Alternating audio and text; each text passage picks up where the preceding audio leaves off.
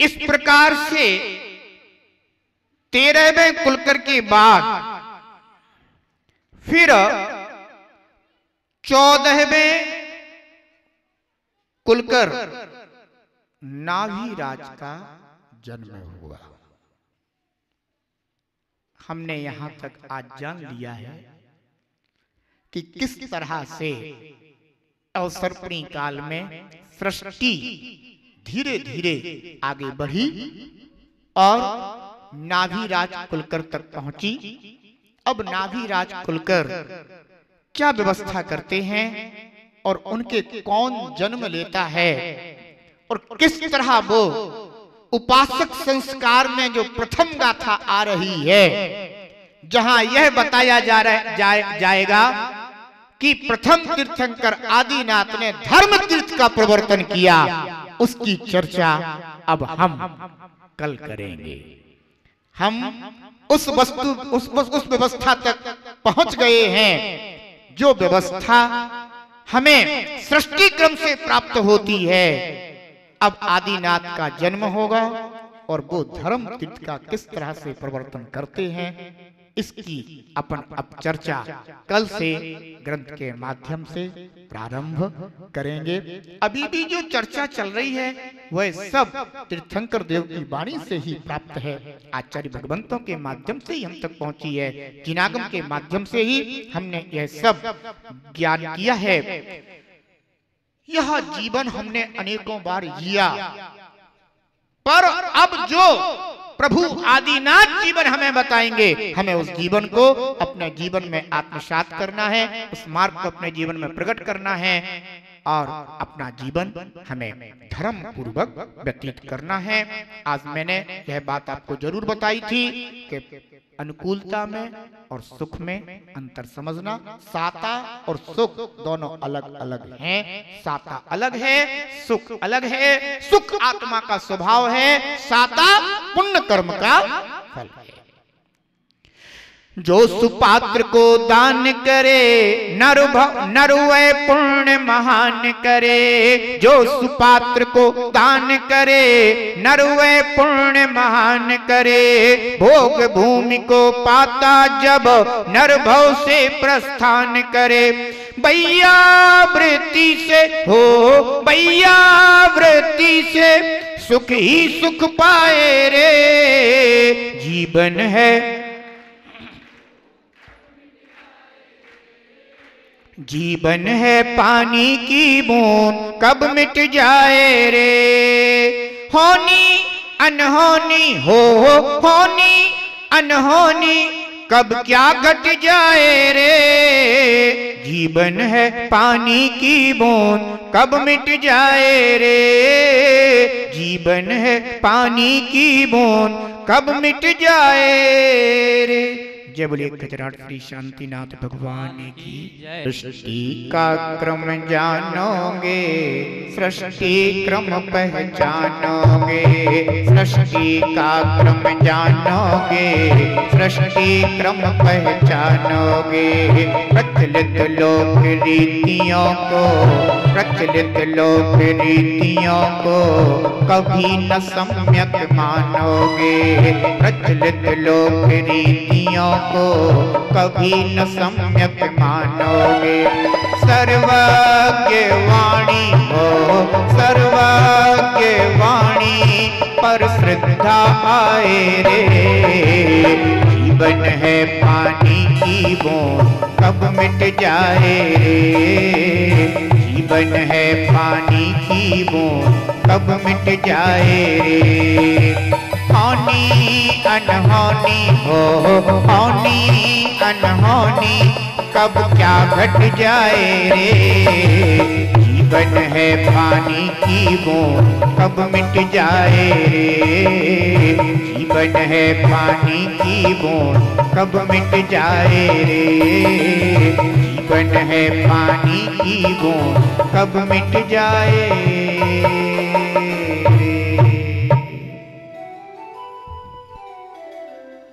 जयति जिनागम पंथो। जिनागम पंथ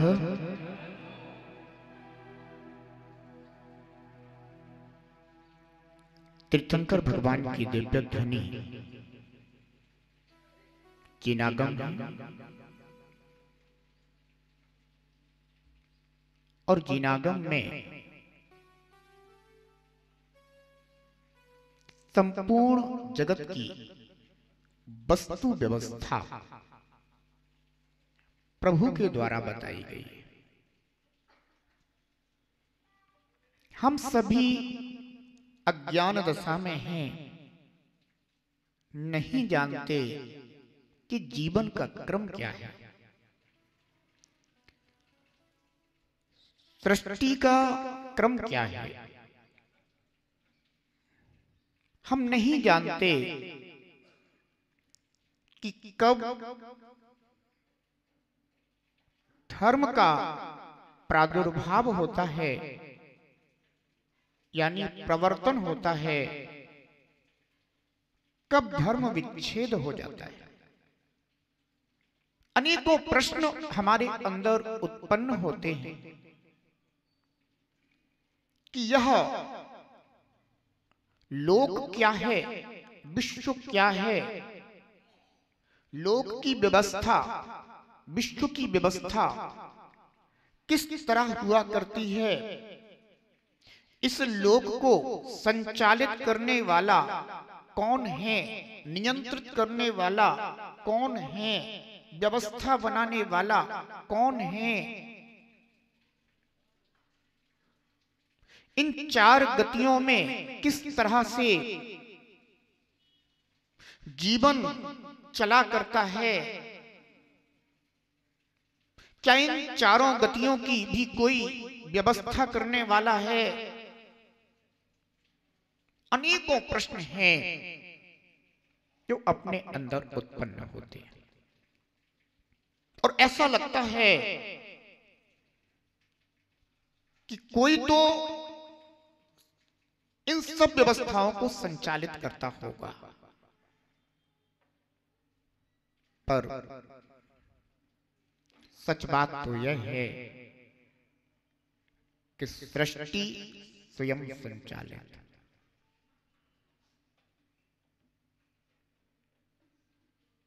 इसका कोई संचालक नहीं है।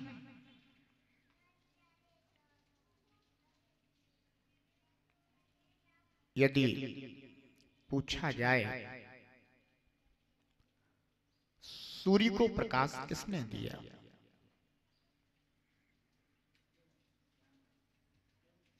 स्वयं सिद्ध है। ऐसा ही उस वस्तु का स्वभाव है। चांद को शीतलता किसने दी, उस वस्तु का ऐसा ही स्वभाव है।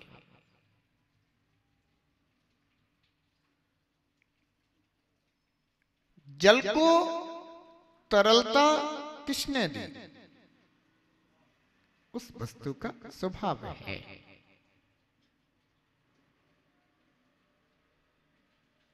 इसे प्रकृति कहते हैं और प्रकृति का अर्थ होता है स्वभाव। जैसे कभी कभी बोलने में आ जाता है ना कि इनकी वात प्रकृति है, इनकी पित्त प्रकृति है, इनकी शीत प्रकृति है। तो प्रकृति का अर्थ क्या हो गया, स्वभाव।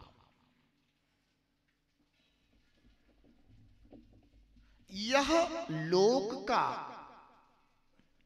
जो संचालन है वह प्राकृतिक स्वभावमय सहज संचालित है।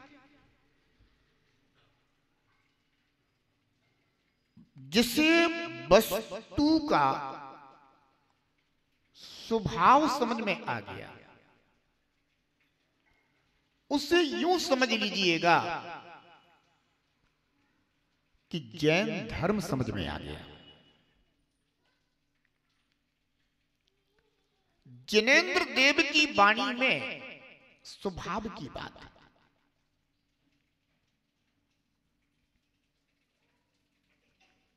और यह बताया जाता है कि संपूर्ण प्रकृति स्वभाव से संचालित, उस प्रकृति का हम सब भी अंग हैं।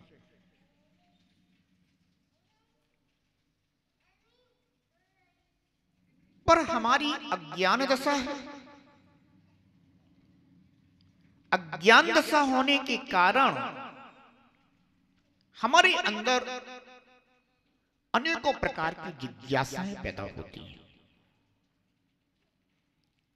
उन सभी जिज्ञासाओं का समाधान एकमात्र सर्वज्ञ देव की वाणी में निहित है।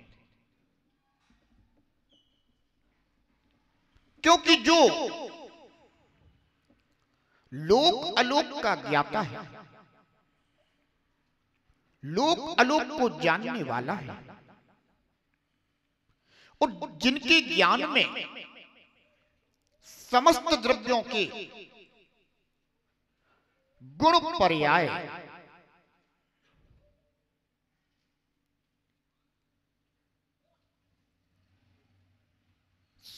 स्वयमेव झलकते हैं,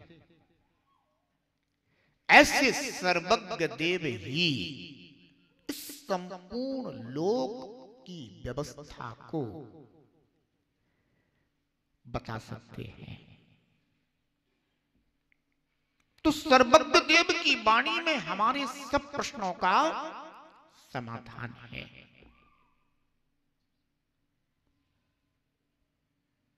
पर एक बात ध्यान रखना, कुछ प्रश्नों के समाधान स्वभाव है, जिन्हें तर्क के द्वारा नहीं बताया जा सकता। उनका समाधान ही स्वभाव है, और उसे हमें सर्वज्ञ देव की वाणी पर श्रद्धा करके स्वीकारना होता है। हम सभी विगत 2 दिनों से इस सृष्टि का किस तरह से संचालन होता है, आखिर सृष्टि का क्रम क्या है, हमने आज तक वैज्ञानिक आदि के माध्यम से तो बहुत कुछ सुना है, पर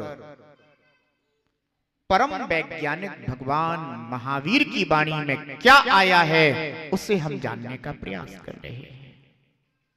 हमने ये सुना है कि पहले आदि मानव हुआ करते थे, और आज भी हमारे मनो मस्तिष्क में ये बातें भरी पड़ी हैं कि आज हम विकसित हो रहे हैं, आज हमारा विकास हो रहा है, उन्नति हो रही है। अन्यथा पहले तो आदि मानव जैसी व्यवस्था थी। पर सत्य कुछ अलग ही है। जब हम सर्वज्ञ देव की वाणी से इन प्रश्नों के समाधान खोजते हैं, क्या कभी कोई आदि मानव जैसी व्यवस्था थी, तो सर्वज्ञ देव की वाणी में आता है कि आदि मानव जैसी कोई व्यवस्था नहीं थी। क्योंकि जब भोग भूमियां थी तो उसमें तो सब जीवों के जीवन निर्वाह के लिए प्रचुर साधन स्वयमेव कल्प रक्षण से प्राप्त होते थे। सच बात तो यह है कि भोग भूमियों में भले ही यंत्र ना लगे हों, भले ही आज की तरह बड़े बड़े संयंत्र वहां पर ना हो, पर आज से भी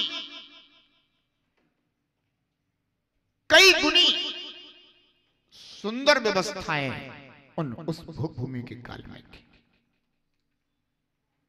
हमने जाना कि क्रम क्रम से किस किस तरह भोग भूमि के काल का परिवर्तन होता हुआ और कुलकरों के माध्यम से किस तरह कर्म भूमि प्रारंभ होने के पहले लोगों को परिज्ञान हुआ। 13वें कुलकर हुए प्रसेनजित, जिन्होंने इस जगत को यह बताया कि जब संतान का जन्म हुआ तो उसके शरीर पर जरायु पटल देखने में आया। इसके पहले इस तरह की कोई व्यवस्था नहीं हुआ करती थी। तो उन्होंने उस जरायु पटल को दूर करने का उपदेश दिया। पश्चात 14वें कुलकर हुए नाभिराज। ये सब कुलकर